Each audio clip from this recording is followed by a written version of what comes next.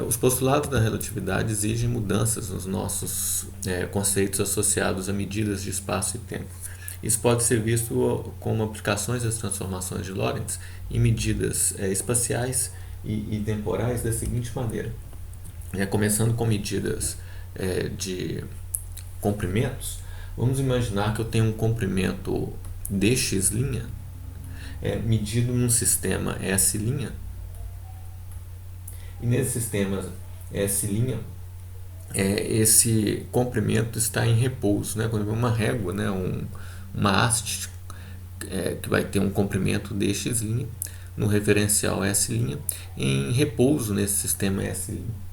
Então, como que esse comprimento vai parecer para um observador que está em S com uma velocidade relativa v ao longo do eixo x em relação a S'. Vamos supor esse dx' uma distância ao longo do eixo x coincidente dos dois referenciais. Dessa forma, S', aqui eu tenho uma haste, aqui é o x', aqui eu tenho o referencial S, aqui eu tenho onde eu meço a coordenada x. Então, em S' esse sistema está em repouso. Né? Então, isso significa que eu posso ir lá com uma régua, medi-lo, né, sem nenhuma restrição, e vou ter o comprimento dx'. Como que isso é feito no referencial S que viaja aqui com a velocidade v em relação a S'?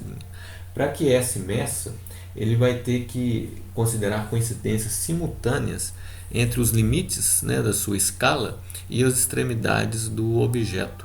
Então, a extremidade posterior e anterior tem que ser verificadas simultaneamente como coincidências entre elas e as marcas na régua do observador S.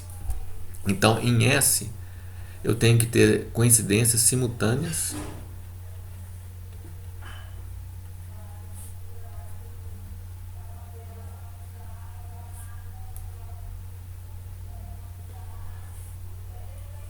entre as extremidades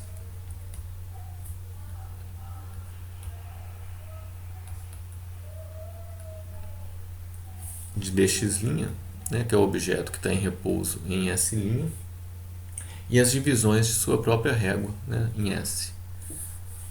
Vou tirar aqui. Da régua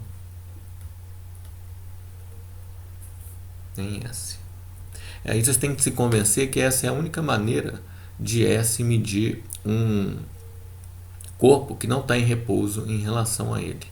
Tá? Então, essa situação leva a uma condição matemática que significa que o dt entre essas medidas dos extremos aqui, né, tem que ser igual a zero. Isso significa coincidências simultâneas.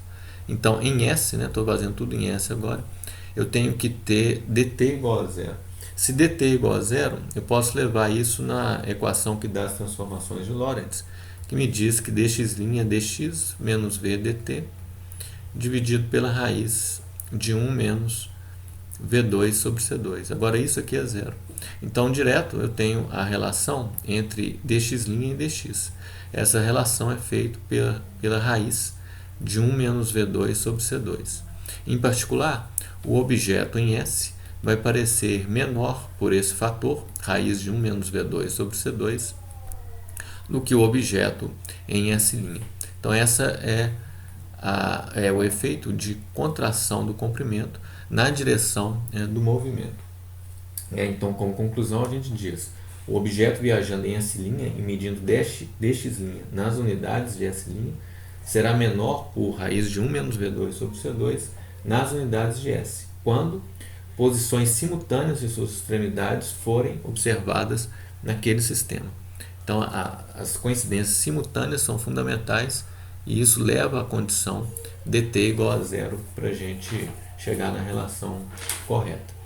A gente pode ver que esse é um efeito relativo, né? Uma vez que eu posso inverter as coisas agora e pensar que o objeto está em repouso em dx. Então, ele mede o comprimento dx, levando quanto tempo quiser, porque está em repouso em relação a ele. Como isso fica em S'? Então eu aplico, agora em S', então eu tenho que fazer aquele mesmo esquema.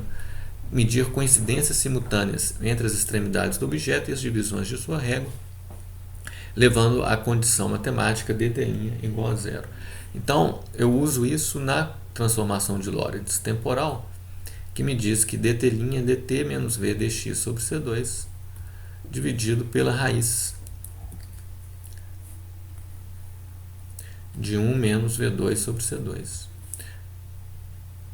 Então isso com o dt' igual a zero, né? Então isso me diz que tem uma relação entre dt e dx, né? Então dx é igual a dt, isso aqui é igual a zero, é igual a dt C2 sobre V. Então essa relação, né, dt é igual a v dx sobre C2. Essa relação eu levo na transformação de coordenadas espaciais, né? E no dx' igual a dx menos v dt sobre a raiz. Agora eu sei a relação entre dt e dx, substituo aqui, eu vou ter dx menos v dt, então menos v2 sobre C2 dx, dividido pela raiz de 1 menos V2 sobre C2. Notem que eu tenho aqui 1 menos V2 sobre C2 vezes dx dividido pela raiz, e isso me leva diretamente ao resultado que coincide com o anterior, só que agora trocando os papéis. O objeto que mede dx em S, local onde ele está em repouso, né, relativo, mede um comprimento menor pelo fator 1 menos V2 sobre C2 quando medido em S'. O observador em S' deve medi-lo fazendo coincidências simultâneas entre os extremos do objeto e as marcas de sua régua. Então, nos dois casos, nós temos o mesmo efeito. Vamos ver agora como ficam medidas de intervalos de tempo.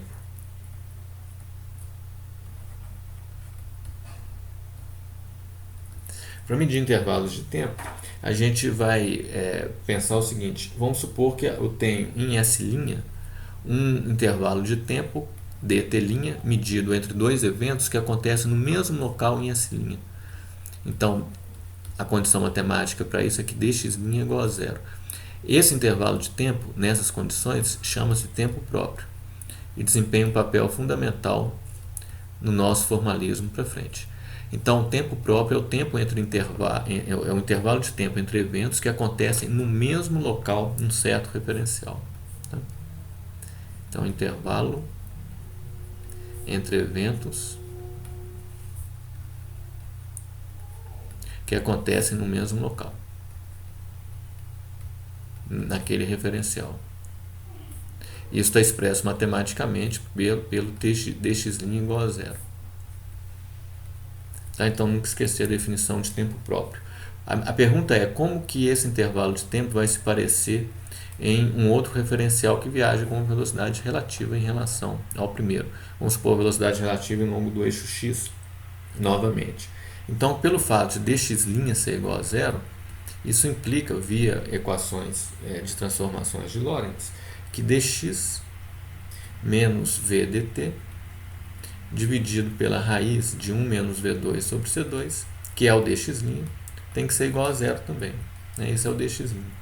Tá? Isso me diz, então, que dx é v dt, e dx sendo v dt, me permite chegar diretamente à equação usando a outra transformação, a outra equação que é a transformação do tempo, né? Na parte temporal, que é essa equação aqui. Eu substituo agora o dx é igual a v dt e tenho então 1 menos V2 sobre C2 aqui em cima, raiz aqui embaixo. Então eu vou ficar com a raiz aqui. Então logo essa é a relação, né? dt é dt' dividido pela raiz de 1 menos V2 sobre C2. Tá? Isso nos diz então que o intervalo de tempo entre dois eventos que tem uma duração dt' quando medidos com um único relógio em S, né, porque é o tempo próprio, em S', né, que é o tempo próprio, vai ter uma duração maior. Né? pelo fator 1 sobre raiz de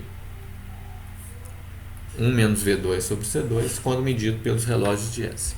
A outra parte, é imediata também. Vamos supor que agora em S eu meço o tempo próprio. Então, eu meço dt com a condição dx igual a zero. Esse é o tempo próprio da nossa definição. Aí a gente parte para usar isso nas transformações de Lorentz e encontrar quem que é o dt'. Isso a gente faz diretamente porque dt', vou colocar aqui, é dt menos v dx sobre C2 dividido pela raiz. E isso então com dx igual a zero já chega diretamente na conta que isso é 1 menos V2 sobre C2, portanto dt' desta vez maior que dt. Então, de novo a gente tem esse resultado. Tá, então essas são consequências para os resultados de medidas que vêm das transformações de Lorentz.